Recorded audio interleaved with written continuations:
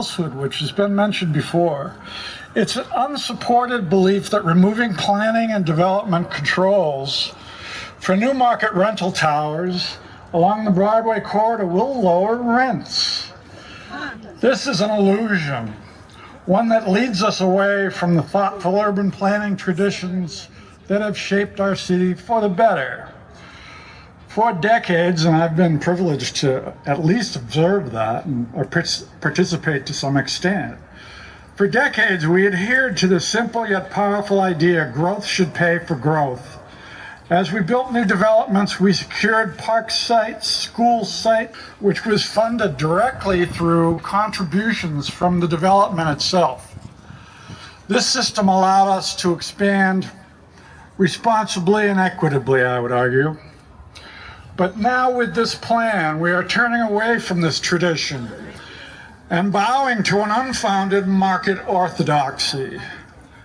The city and the province both insist that flooding the skyline with high-rises while stripping away regulations will magically bring prices down. This is folly. False. False.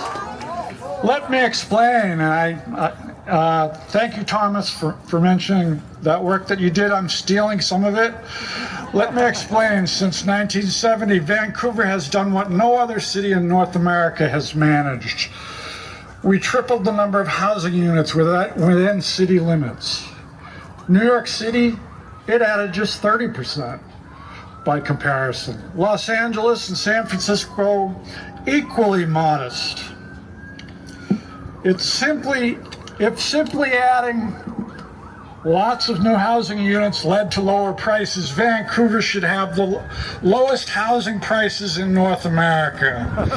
Instead, we have the highest. We have, or had, a tradition in Vancouver. Hundreds of committed planners, developers, and Sean was one of them who spoke earlier.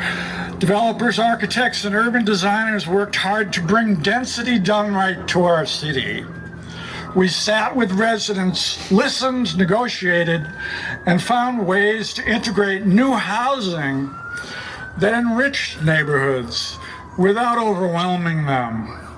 We built a city that is globally admired for absorbing growth without sacrificing livability. Yet here's the bitter truth. Despite all this new density, prices did not fall. And now the Broadway plan hinges on the belief that a largely unregulated housing market will suddenly deliver affordability. It's a painful contradiction, especially when the facts on the ground tell such a different story. The market, unchecked, only builds where profits are their highest. It doesn't build homes for our teachers, nurses, service workers, or the young families struggling to stay in this city. Now, what is the solution? There are many elements to the solution, but what I would like to see the city consider, the city should confront the core assumption of this plan. The core assumption of this plan that adding new housing units will lead to affordability is patently false. It's a lie.